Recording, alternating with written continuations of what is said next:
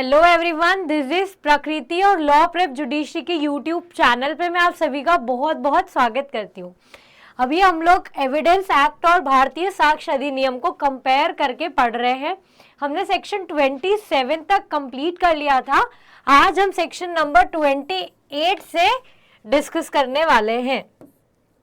Section number 28 क्या कहता है कि अगर किसी बुक में एंट्री हो रखी है जो रेगुलरली अपडेट होती रहती है तो वो क्या होगी, वो रेलेवेंट होगी, पर वो एक सफिशिएंट प्रूफ नहीं होगा। वो इकलौता प्रूफ, उसके बेसिस पे कोई चीज प्रूफ नहीं मानी जाएगी। फॉर एग्जाम्पल, ए है, उसने बी को सू करा 1000 रुपए के लिए और बी जो है वो उसकी एंट्री शो कर रहा है ए के बुक में। मतलब ए है, इसको बी से पैसे लेना है। ए रेगुलरली कोई बुक रखता है अकाउंट्स की अपनी, और उसमें शो कर रहा है कि बी जो है उससे पैसे लेना है ए को। तो ये जो अकाउंट्स की बुक है ये क्या हो जाएगी, इसकी एंट्री रेलेवेंट हो जाएगी, पर ये एंट्री अपने आप में सफिशिएंट नहीं है इस चीज को प्रूव करने के लिए कि ए को बी से पैसे लेना है। जो भी स्टूडेंट्स जुडिशरी के लिए प्रिपेयर कर रहे हैं उनके लिए गोल्डन अपॉर्चुनिटी है, वो जुडिशरी स्कॉलरशिप टेस्ट अटेंड कर सकते हैं और 100% तक स्कॉलरशिप जो है वो जीत सकते हैं। ये स्कॉलरशिप की लिंक आपको डिस्क्रिप्शन में मिल जाएगी और स्कॉलरशिप टेस्ट हिंदी और इंग्लिश दोनों मीडियम के स्टूडेंट्स के लिए अवेलेबल है। तो डिस्क्रिप्शन बॉक्स में जाके आप स्कॉलरशिप टेस्ट को अटेंड कर सकते हो। नेक्स्ट क्या है, नेक्स्ट है सेक्शन नंबर 29। 29 किस चीज की बात करता है, relevancy of entries in public record और an electronic record made in performance of public duty. अगर कोई पब्लिक सर्वेंट ने पब्लिक ड्यूटी में कोई एक्ट करा है और कोई एंट्रीज की है तो वो जो एंट्रीज उसने की है वो हो जाएगी रेलेवेंट। ये सेक्शंस एज सच इतने ज्यादा इंपॉर्टेंट भी नहीं है और ना ही डिफिकल्ट है, इसको आप खुद से भी अगर फटाफट पढ़ोगे तो हो सकता है। नेक्स्ट क्या है, relevancy of statement in map, chart और प्लान। अगर पब्लिक सेल के जनरली जो मैप्स या चार्ट प्लान्स बेचे जाते हैं वो कोर्ट के सामने पेश किए जाते हैं तो वो क्या हो जाएंगे, वो रेलेवेंट हो जाएंगे। अगर वो प्लान्स कैसे बनाए गए, under authority of central government, state government या कोई और लीगल रिप्रेजेंटेटिव के द्वारा। नेक्स्ट, अगर कोई पब्लिक नेचर की चीज है और वो किसी एक्ट नोटिफिकेशन में दी गई है तो वो क्या हो जाएगी, when the court has to form opinion as to existence of any fact of public nature, तो जो भी स्टेटमेंट उनमें लिखी गई है वो ऑफिशियल गैजेट में अगर कोई चीज पब्लिश की गई है तो वो क्या हो जाएगी, वो रेलेवेंट हो जाएगी। नेक्स्ट सेक्शन 32 है जो कहता है कि अगर लॉ बुक्स में कोई चीज लिखी हुई है तो वो क्या होगी, वो रेलेवेंट होगी। ये सेक्शन आज सच बस आपको सेक्शन की हेडिंग पता होनी चाहिए कि ये सब चीजें रेलेवेंट होती है, बाकी इनमें आज सच समझने जैसा कुछ नहीं है। How much of statement shall be proved, तो जितनी इंपॉर्टेंट है सिर्फ उतना पोर्शन रेलेवेंट हो जाएगा। अब यहां से इंपॉर्टेंट चीज स्टार्ट हो रही है थोड़ी सी कि judgment of court of justice कब रेलेवेंट होंगे। मतलब कोर्ट की जो जजमेंट्स है वो अगर कोर्ट की कोई प्रोसीडिंग चल रही है उसमें दूसरी जजमेंट्स किस केस में रेलेवेंट होगी, तो किस केस में रेलेवेंट होगी ये चीज सेक्शन 34 से दी हुई है। सेक्शन 34 कहता है कि अगर कोई ऐसी जजमेंट है प्रीवियस जिसकी वजह से सब्सिक्वेंट वाली कोर्ट प्रोसीडिंग जो है वो होल्ड हो सकती है तो वो जजमेंट रेलेवेंट हो जाएगी। तो ये चीज हमारी किससे रिजेंबल कर रही है, ये चीज हमारी रेस जुडिकेटा से रिजेंबल करती है। क्या कहता है ये, the existence of any judgment, order और decree which by law prevents any court from taking cognizance. कोई ऐसी जजमेंट है जो क्या कर रही है, जो कोर्ट को प्रिवेंट कर रही है कॉग्निजेंस लेने से, तो वो जजमेंट क्या होगी, वो रेलेवेंट हो जाएगी। जैसे कोई पहले जजमेंट आ चुका है सेम पॉइंट पे और रेस जुडिकाटा का ऑब्जेक्शन ले रहा है कोई दूसरी पार्टी, तो जो प्रीवियस जजमेंट है सेम मैटर पे वो उस केस में क्या होगा, रेलेवेंट हो जाएगा, क्योंकि वो जजमेंट क्या कर रहा है, वो कॉग्निजेंस लेने से रोक रहा है। Next, relevancy of certain judgements in probate etcetera. अब ये किस चीज की बात करता है? सेक्शन 35 ये बात करता है जो जजमेंट्स राइट्स इन रेम वाले केसेस है उसमें दो तरीके की चीजें हम पढ़ते हैं, right in rem and right in personam. Right in rem क्या होता है? राइट अगेंस्ट पब्लिक, पब्लिक के अगेंस्ट जो राइट है उसे राइट इन रेम कहते हैं, और जो पर्सनल पर्सन के अगेंस्ट होते हैं किसी स्पेसिफिक, वो होते हैं राइट इन पर्सोनम। तो जो राइट इन रेम वाली चीजें होती है वो जजमेंट्स, अगर कोई ऐसी जजमेंट है जिसमें जनरल पब्लिक के अगेंस्ट कोई राइट बताया गया है तो वो क्या हो जाएगी? वो रेलेवेंट हो जाएगी। कौन कौन सी ऐसी जजमेंट्स, ये स्पेसिफिकली इसमें बता दिया है कि अगर प्रोबेट में कोई चीज बोली है, या मैट्रिमोनियल जजमेंट केस का जजमेंट, या एडमायरल्टी का है, या इंसॉल्वेंसी का है, तो इन केसेस में कोई भी राइट या लाइबिलिटी दिया गया है लीगल कैरेक्टर से रिलेटेड, इन जजमेंट के थ्रू, मतलब अगर किसी का लीगल कैरेक्टर रिकॉग्नाइज किया गया है तो वो क्या हो जाएगा? वो रेलेवेंट हो जाएगा। और वो जजमेंट और ऑर्डर डिक्री क्या होगी? वो एक कंक्लूसिव प्रूफ होगी कि वो लीगल राइट जो है वो कन्फर किया गया था at the time when judgment, order और डिक्री वाज पास्ड और came into operation. Relevancy of effect, relevancy and effects of judgment, order और decree other than those mentioned in section number 35। इसमें क्या चीज दी हुई है कि अगर कोई जजमेंट है जो सेक्शन 34 या 35 में रेलेवेंट नहीं है, पर वो जजमेंट ऐसी है जिसमें पब्लिक नेचर राइट बताया गया है, तो क्या हो जाएगा? वो जजमेंट रेलेवेंट हो जाएगी अगर उसमें ऐसा कोई राइट बताया गया है। तो ये चीज हम एग्जाम्पल से समझते हैं। देखो इसमें क्या हुआ था, इलस्ट्रेशन दिया हुआ है बेयर एक्ट में कि एक ए है, उसने क्या करा? बी के अगेंस्ट केस फाइल करा किसी राइट टू, मतलब ट्रेसपास के लिए। बी क्या कर रहा था?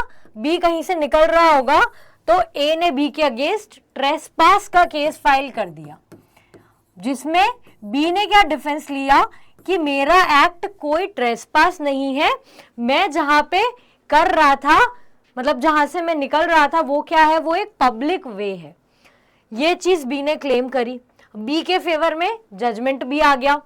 तो अब जब अगली बार ए सी के अगेंस्ट केस फाइल करेगा उस लैंड के ट्रेसपास के लिए, तो जो बी के फेवर में जजमेंट आया था पब्लिक वे का, वो क्या हो जाएगा? वो रेलेवेंट हो जाएगा, क्योंकि वो कैसा राइट है? वो पब्लिक नेचर राइट को डिसाइड कर रहा है कि यहाँ पे पब्लिक वे है या नहीं है।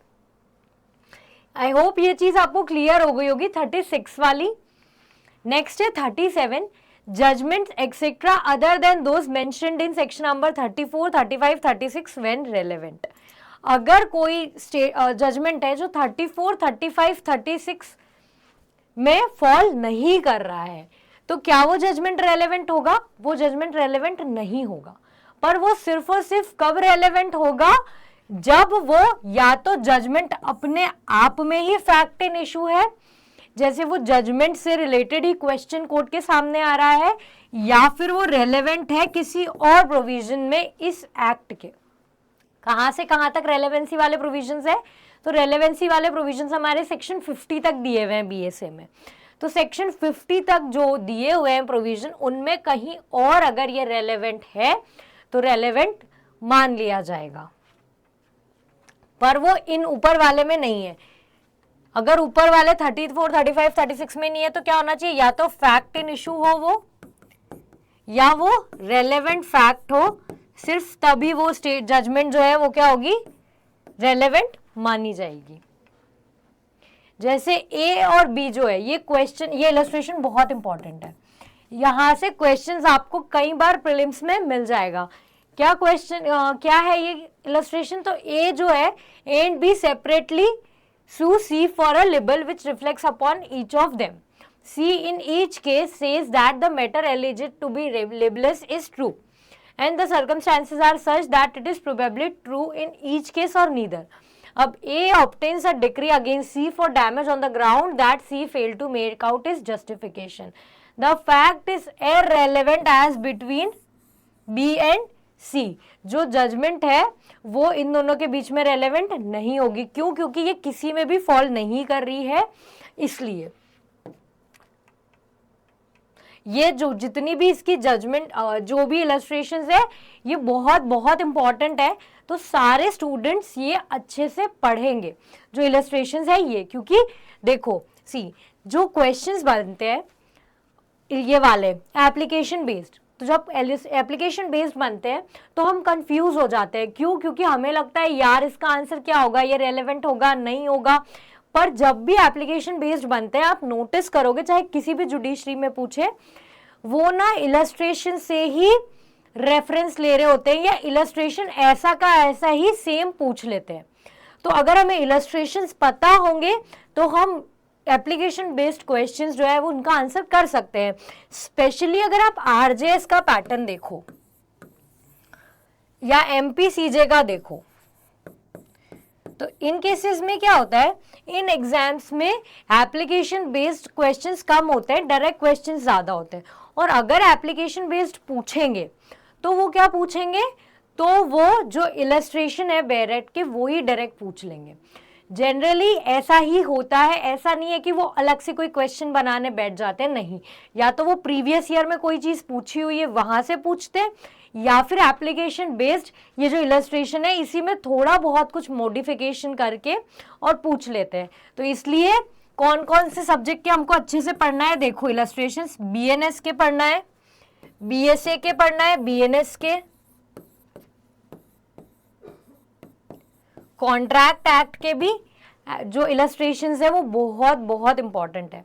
तो कॉन्ट्रैक्ट एक्ट के भी इलस्ट्रेशंस हम अच्छे से पढ़ेंगे. बीएनएस के तो ऑब्वियसली क्योंकि कंसेप्ट्स क्लियर करने के लिए हमको इलस्ट्रेशंस पढ़ना ही चाहिए. बीएनएस के तो केस लॉज भी इंपॉर्टेंट है क्योंकि केसेस से भी एप्लीकेशन बेस्ड क्वेश्चंस बन जाते हैं. पर जब आप बीएसए की बात करते हो तो बीएसए में तो इलस्ट्रेशन से ही ज्यादातर क्वेश्चन बनते हैं. प्लस ये वाला जो सेक्शन है, कौन सा सेक्शन नंबर 37 जो पहले हमारा 43 था, इसके तो इलस्ट्रेशंस भी थोड़े से कंफ्यूजिंग है. मतलब हम एकदम इंटेलिजेंट गेस से तो कर ही नहीं सकते हैं कि इसका आंसर ये होगा या ये नहीं होगा. तो इसलिए हमको अच्छे से ये जो इलस्ट्रेशंस है इनको पढ़ना है. नाउ नेक्स्ट है सेक्शन नंबर 38. 38 क्या कहता है कि अगर कोई जजमेंट रेलेवेंट है 34, 35, 36 में, इन सेक्शंस में अगर कोई जजमेंट रेलेवेंट है जो एडवर्स पार्टी पेश कर रही है, मतलब कोई पार्टी इसको पेश कर रही है, जैसे सूट है ए और बी के, ए कर रहा है बी के अगेंस्ट. अब ए ने अगर ये जजमेंट्स जो रेलेवेंट है सेक्शन 34, 35, 36 के वो पेश करे हैं तो बी ऐसे जजमेंट्स को पेश कर सकता है जो, या ऐसे एविडेंसेस को पेश कर सकता है जो बताता हो कि ये जो जजमेंट्स है ये इनकॉम्पिटेंट कोर्ट ने दिए हैं. मतलब जिसने पास करा है जिस कोर्ट ने, वो कोर्ट कॉम्पिटेंट ही नहीं था उस जजमेंट को डिलीवर करने के लिए, या फिर जो जजमेंट है वो फ्रॉड या कोल्यूजन के थ्रू ऑब्टेन किए गए हैं. अगर ऐसा कोई केस है तो क्या हो जाएगा, तो फिर वो एविडेंसेस रेलेवेंट हो जाएंगे. ऐसी जजमेंट या ऑर्डर है जो इसमें रेलेवेंट है, जो किस कोर्ट ने दिए थे, जो कॉम्पिटेंट नहीं था या फिर फ्रॉड या कोल्यूजन के थ्रू लाया गया है, तो फिर वो एविडेंसेस क्या होंगे, वो एविडेंसेस रेलेवेंट हो जाएंगे. तो आज हमने कहाँ से कहाँ तक करा, सेक्शन नंबर 28 से 38 तक करा. ये जो प्रोविजंस है ये कोई बहुत ज़्यादा इंपॉर्टेंट प्रोविजंस नहीं है. जैसे मोस्ट इंपॉर्टेंट प्रोविजंस हमारे कौन से, admission, confession, opinion of experts, but still prelims के पर्सपेक्टिव से हमको सारी ही चीज़ें कवर करनी होती है क्योंकि प्रीलिम्स में आप बिल्कुल रिस्क नहीं ले सकते. मेंस में तो क्या है, मेंस में तो आप फिर भी इंपॉर्टेंट प्रोविजन पढ़ के जाओगे तो आपका काम हो जाएगा. पर प्रीलिम्स में आपको सारा बेरक में जो भी चीज लिखी हुई है सब ऊपर ऊपर से एक बार तो पता होनी ही चाहिए. इसलिए हमने एक बार ये देखे, पहले में क्या देखा था 28 में कि जो अकाउंट्स में एंट्री की गई है वो रेलेवेंट हो जाएगी, ऑल्दो वो क्या होगी, वो कंक्लूसिव प्रूफ या अपने आप में सफिशिएंट एविडेंस नहीं है, मतलब आपको और एविडेंसेस पेश करने पड़ेंगे। नेक्स्ट हमने सेक्शन 29 देखा जो कह रहा था कि पब्लिक रिकॉर्ड में अगर कोई चीज है तो वो क्या होगी, वो रेलेवेंट होगी अगर पब्लिक ऑफिसर ने बनाई है तो। नेक्स्ट था कि कोई मैप चार्ट प्लान्स है तो वो क्या हो जाएंगे, वो रेलेवेंट हो जाएंगे अगर वो ऑथोराइज्ड जगह से आ रहे हैं तो। फिर पब्लिक नेचर की चीजों में अगर कोई चीज दी हुई है, कोई पब्लिक एक्ट या गैजेट वाली चीज है और कोर्ट को ओपिनियन फ्रेम करना है तो रेलेवेंट हो जाएगा। नेक्स्ट था लॉ बुक्स में जो चीजें दी गई है वो रेलेवेंट होती हैं। और फिर हमने क्या देखा कि कितना पोर्शन जो है वो रेलेवेंट होगा, तो जो भी इंपॉर्टेंट पोर्शन है जिससे उस एविडेंस को अंडरस्टैंड किया जा सकता है वो उतना पोर्शन जो है वो रेलेवेंट हो जाएगा। फिर हमने जजमेंट्स देखे, जजमेंट्स के हमारे 34 से 38 था। 34 में क्या था, रेस जुडिकाटा वाली चीज है कि अगर बार कर रहा है कोर्ट को तो रेलेवेंट हो जाएगा। नेक्स्ट था कि अगर कोई राइट इन रेम वाली जजमेंट है जैसे मैट्रिमोनियल, एडमिरलिटी, प्रोबेट और इंसॉल्वेंसी, तो वो चारों क्या होगी, उनके उसमें जो राइट्स दिए गए हैं वो कंक्लूसिव प्रूफ होते हैं। फिर उसके बाद जो चीज इन दोनों में नहीं है पर वो पब्लिक नेचर की है, उसमें पब्लिक नेचर के राइट बताए गए हैं, जैसे पब्लिक वे वाला एग्जाम्पल देखा तो रेलेवेंट हो जाएगा। नेक्स्ट, अगर इन तीनों में रेलेवेंट नहीं है तो वो रेलेवेंट कब होगा, जब वो अदरवाइज रेलेवेंट है या फिर क्या है, या फिर वो खुद ही फैक्ट इन इशू है। और उसके बाद था सेक्शन 38 जिसमें बोला कि इनमें से कोई सी भी जजमेंट अगर पेश करी है तो उसको फ्रॉड या कल्यूजन से ऑब्टेन किया गया है, ये चीज प्रूव की जा सकती है। आई होप आपको 28 से 38 अच्छे से समझ में आ गया होगा। Thank you so much.